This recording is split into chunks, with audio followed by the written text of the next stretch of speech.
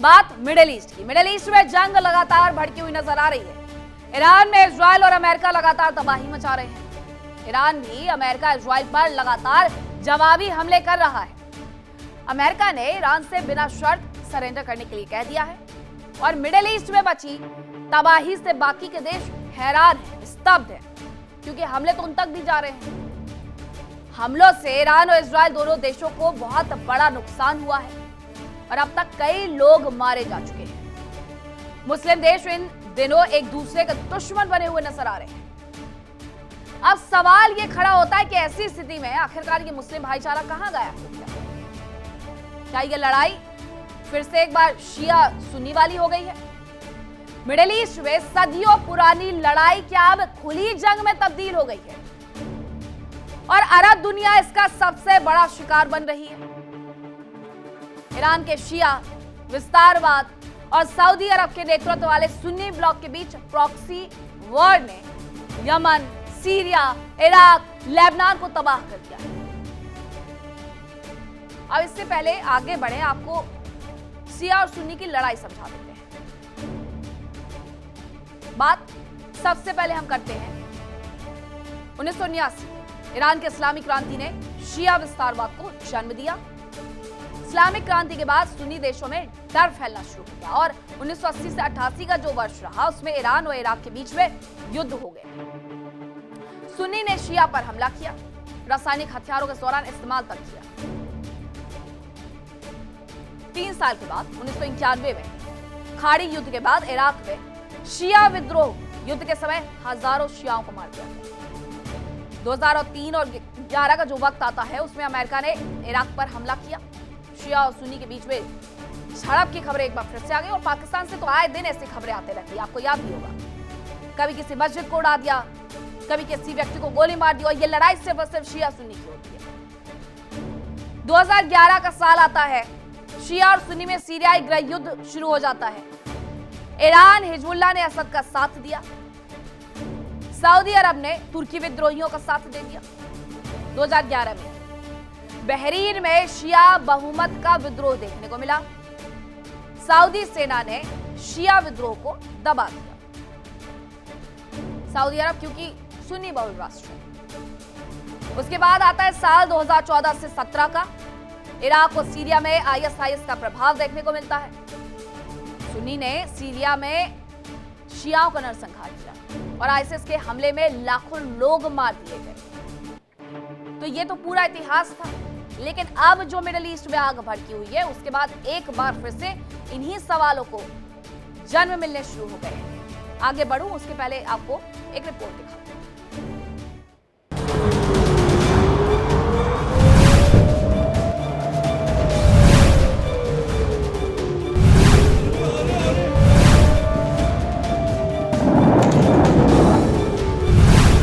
युद्ध की भयंकर आग जल रहा मिडिल ईस्ट।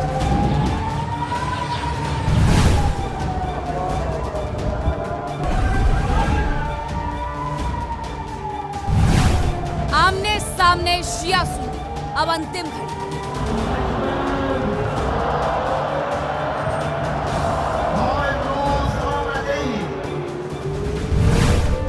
यूएस की चेतावनी, आज रात खेल खत्म।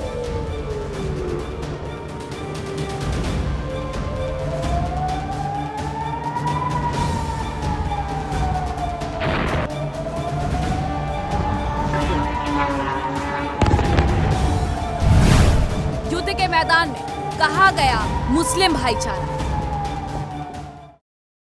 तो इसी पर आज सवाल पूछे जाएंगे कि आखिरकार युद्ध के मैदान में अचानक से ये भाईचारा कहां गुम हो गया है? इस धुएं में उड़ गया है या इस विस्फोट के साथ तबाह हो गया है? क्योंकि ये दुनिया सवाल पूछ रही है कि ये जो 57 राष्ट्र अपने आप को छाती ठोक करके ये कहते हैं कि मुस्लिम भाईचारा है, तो आखिरकार ये मुस्लिम भाईचारा आज कहां गया? क्यों बाकी देशों पर हमला किया जा रहा है? अलग बात है, बिल्कुल अलग बात है कि मसूद पेजेश्कियन ने आज कहा कि हम हमला नहीं करेंगे, लेकिन इसकी गारंटी क्या है? शब्द अगर गारंटी होते तो इतिहास में जितने शिया सुन्नी वाले मिडिल ईस्ट में संघर्ष देखे गए हैं वो दोबारा ना होते, लेकिन वो भी हुए।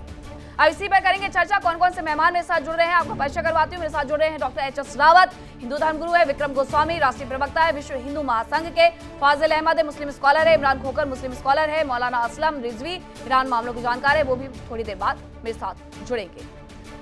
इमरान खोकर मेरे साथ जुड़ेंगे और बाकी तमाम मेहमान मेरे साथ जुड़ गए हैं। सबसे पहले मैं आप ही से पूछना चाहती हूँ डॉक्टर एच एस रावत, जो मैंने अभी तक पूरी लिस्ट एक दिखाई है उसके हिसाब से तो ये शिया सुन्नी वाला मिडिल ईस्ट में हमेशा से हमने संघर्ष देखा है, तो क्या इस बार भी वही हम देख रहे हैं? क्योंकि तमाम देशों पर ईरान की तरफ से हमला भी किया जा रहा है, खासतौर पर सऊदी अरब को तो पूरी तरीके से बर्बाद करने पर तुले हुए हैं कि वहां से तेल इंडस्ट्री को तबाह कर दिया जाए, उनकी आर्थिक रीढ़ की हड्डी को तोड़ दिया जाए और इस तरीके से कंगाली की तरफ सऊदी को ढकेल दिया जाए। तो ये शिया और सुन्नी वाला संघर्ष है।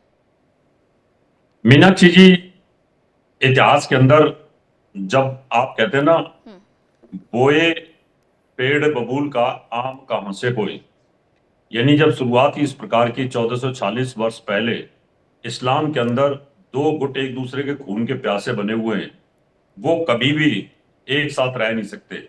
जब ये एक साथ नहीं रह सकते तो बाकी और गुट बने हुए हैं वो भी एक साथ नहीं रह सकते। तो ये स्थिति तो जब तक ये दुनिया रहेगी और जब तक इस्लाम रहेगा, जब तक इस्लाम में ये स्थिति रहेगी, आप सुन्नी शियाओं को मार देंगे तो दूसरे लोग तैयार हो जाएंगे। अहमदियों को कैसे मारोगे आप? तो फिर उसके बाद उनको भी मार दोगे, तो फिर हिंदू हैं, फिर यहूदियों को इतना मारा आपने, कैसे करोगे? तो जीवन ऐसे नहीं चल सकता।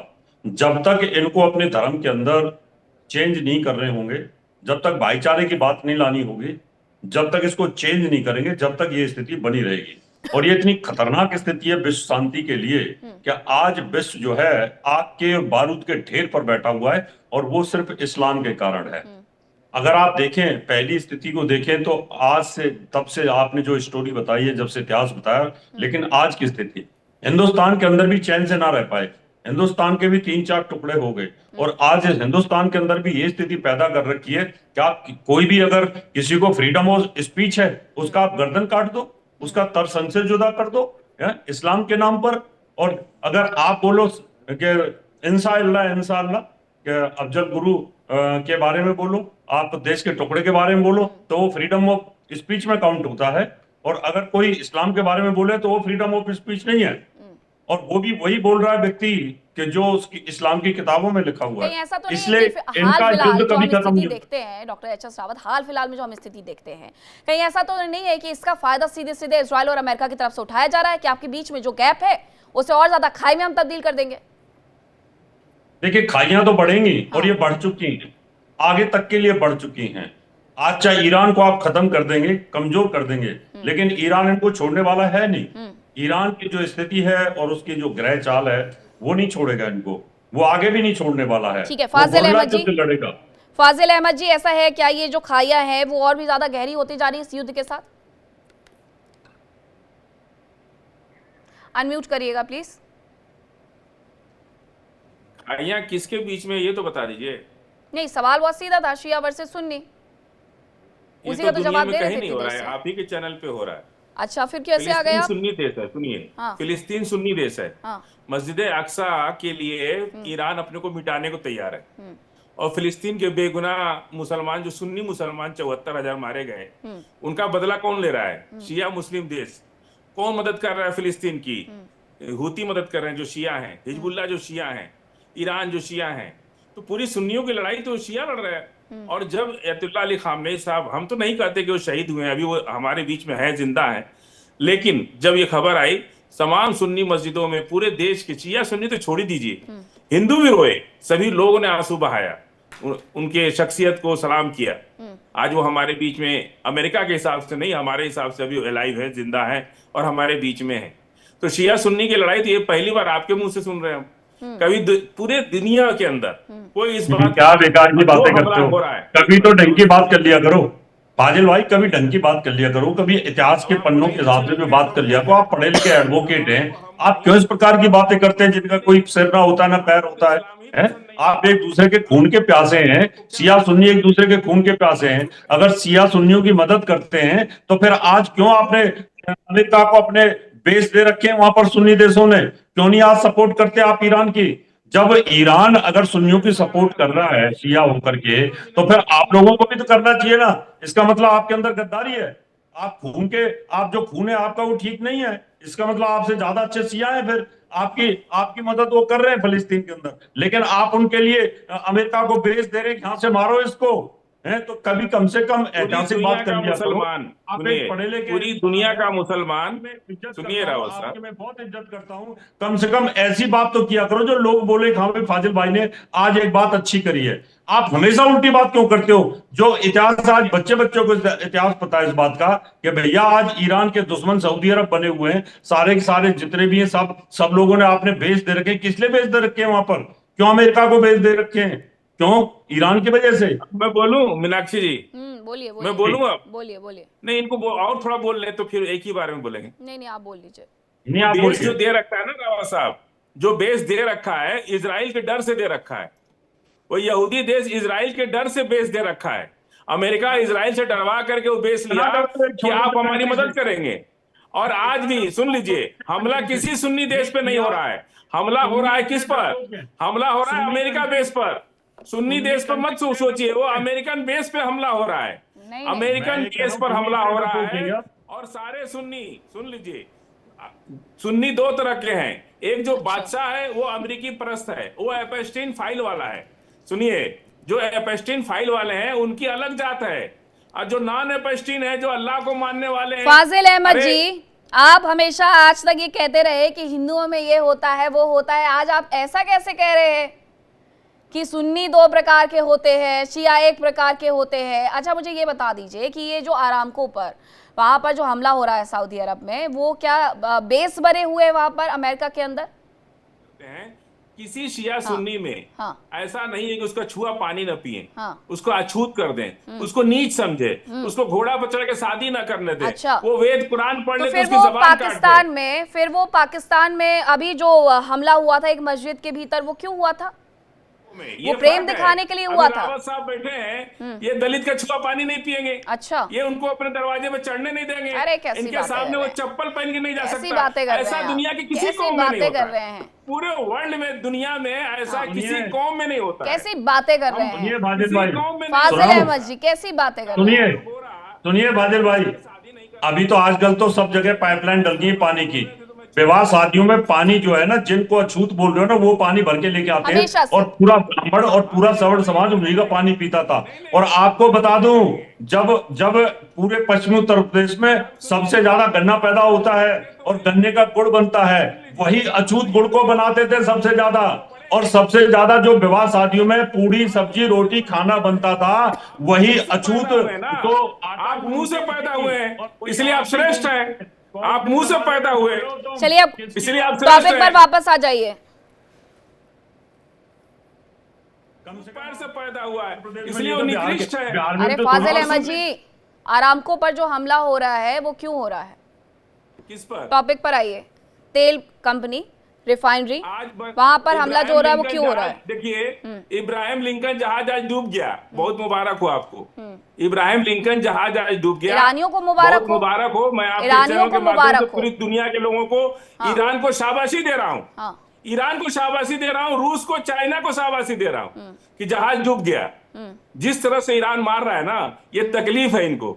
इनके काका लगते हैं नेतन्याहू, इनको इनकी क्या मतलब है? एक मंदिर नहीं है वहां, अरबों में मंदिर बना के रखा है।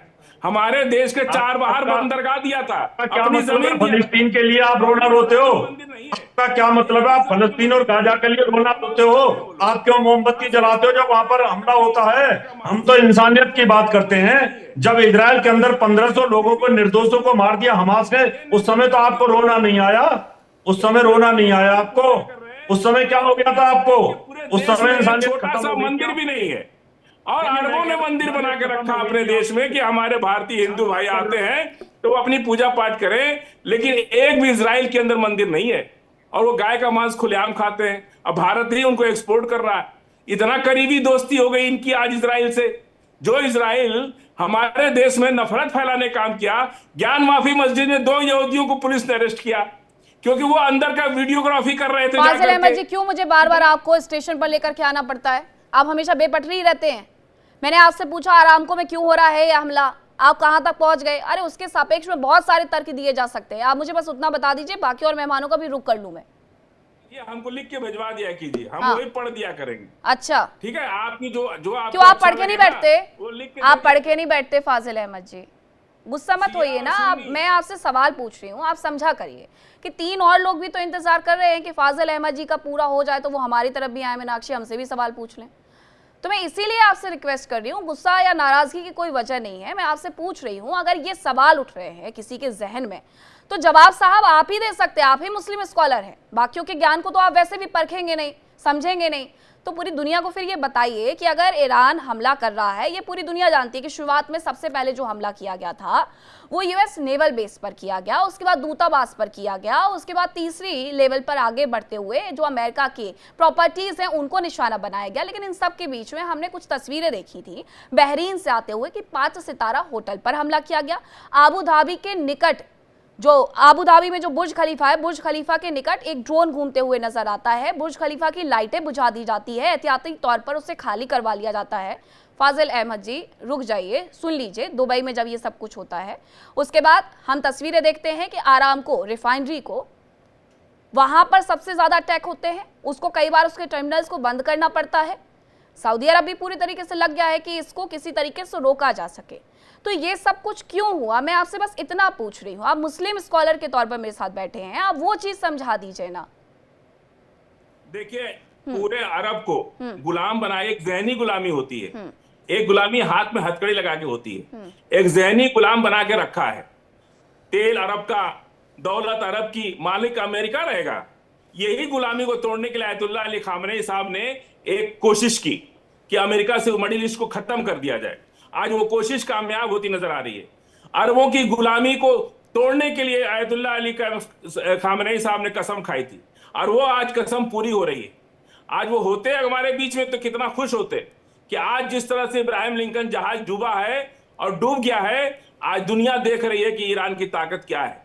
जिसने भी अमेरिका की गुलामी की, वो गरीबी की दलदल में हमेशा, जॉर्डन आगे बढ़ा, अरब आगे बढ़ा, मिस्र आगे बढ़ा, कौन आगे बढ़ा? जो अमेरिका की गुलामी कर रहा है वो हमेशा गरीबी बना रहा।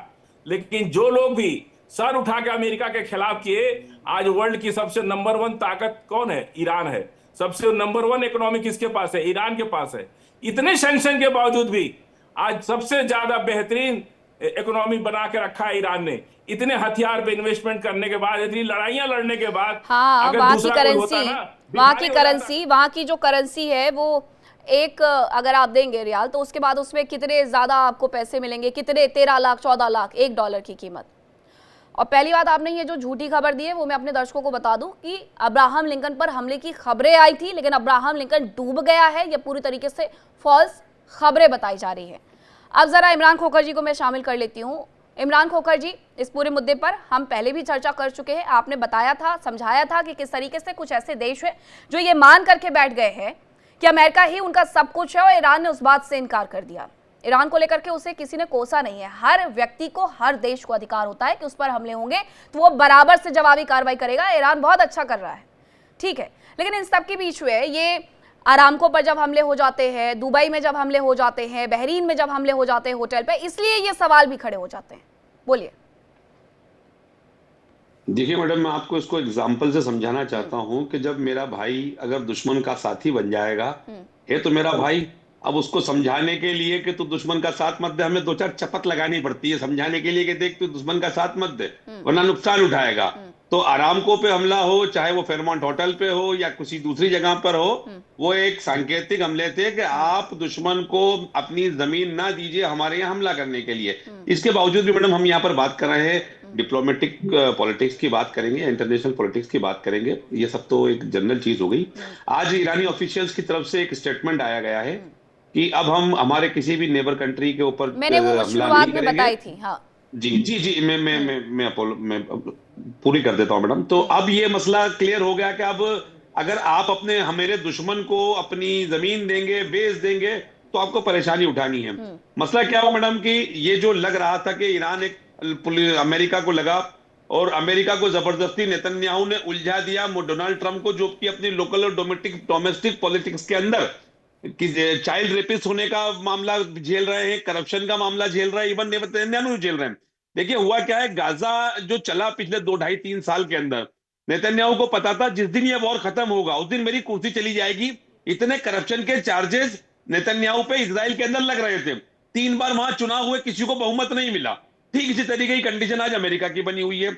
मिड टर्म चुनाव की वहां पे कंडीशन बन रही है। आप वहां की लोकल पॉलिटिक्स को जब पढ़ेंगे, हम तो बात करें एजुकेशन, जब हम पढ़ते हैं वहां की लोकल पॉलिटिक्स को, तो अमेरिका के साथ भी अब यही परेशानी आ रही है कि उसको इस वॉर के अंदर जबरदस्ती घुसना है। जिस दिन इस वॉर से वो हार के बाहर निकले उस दिन उनको उनकी सरकार भी जा सकती है, उनको जेल भी हो सकती है। एप्सिन फाइल के अंदर वहां पर जो डीओजे के अंदर मामला चल रहा है, डिपार्टमेंट ऑफ जस्टिस के अंदर, उसके अंदर भी डोनाल्ड ट्रंप को कहीं ना कहीं इन्वॉल्व किया जाएगा। कुल मिलाकर ये जो बिग बॉस बनने की चाहत अमेरिका की थी, ईरान ने उनके अरमान ठंडे कर दिए। चूंकि ईरान हमारा पुराना अलाइज है, ईरान हमारा स्ट्रेटेजिक अलाइज है, ईरान हमारा व्यापारिक संबंधों का अलाइज है, तो हमारा फर्ज बनता था कि हम ईरान पे हुए कायराना हमले की कम से कम एक डिप्लोमेटिक तरीके से निंदा करते, कि जो आप किसी सॉवरन कंट्री के ऊपर जाकर आप इस तरीके से अटैक नहीं कर सकते। विदाउट यूएन के अंदर रिजोल्यूशन पास किए, विदाउट अमेरिका की कांग्रेस में गए, विदाउट पब्लिक को पूरी तरीके से पूरी दुनिया के लोगों को एक साथ बिठाने के बाद, समझाने के बाद। लेकिन अब क्या हुआ कि उलझ तो अपन गए, अब बाहर निकलना क्या है, तो बाहर निकलने के लिए एक नए तरीके तलाश किए जा रहे हैं। पूरा यूरोप आज डोनाल्ड ट्रंप के खिलाफ है। अब मिडिल ईस्ट के अंदर इतने हमले हुए, लेकिन मिडिल ईस्ट के किसी भी एक भी से वहां के देश के राष्ट्राध्यक्ष का बयान ईरान के खिलाफ नहीं आया। उन्होंने कहा हम खामोश बैठे हैं, आपको जो बेस पे हमले करना है करते रहिए। हाँ, हमारे इंटरसेप्टर मिसाइल जो हैं, अगर आप हमारे सिविलियन इलाकों पे आएंगे तो इंटरसेप्टर मिसाइल ईरान की मिसाइल को रोकेंगे। ये मेरा कहना है। मैं बहुत स्ट्रेट फॉरवर्ड रहना चाहिए, जो गलत है गलत कहे, चाहे वो हमास के द्वारा किया गया हमला हो या यूएस इजराइल द्वारा 160 बच्चों को मारा गया हो। मौलाना असलम रिजवी जी, एक शुरुआत में वॉशिंगटन पोस्ट के हवाले से खबर आई थी जिसमें यह बताया गया था, वॉशिंगटन पोस्ट के हवाले से, कि सऊदी अरब ने ये ट्रंप पर पूरी तरीके से प्रेशर बनाया कि अभी हमले करने का एकदम सही वक्त है, और अगर अब हमले नहीं किए गए तो ईरान बहुत ज्यादा शक्तिशाली बन जाएगा, परमाणु देश बनकर के, और ऐसे में हमारे लिए जीना दूभर कर दिया जाएगा। तो उसकी जो ये खुन्नस थी, क्या ये शिया सुन्नी वाली नहीं थी? इसे किस तरीके से देखा जाए? देखिए इंडिया डेली 24/7 अब आपकी स्मार्ट टीवी पर। इंडिया डेली मौजूद है सभी डिजिटल प्लेटफॉर्म पर लाइव और लगातार। इंडिया डेली 24/7 हर दिन राष्ट्र को समर्पित।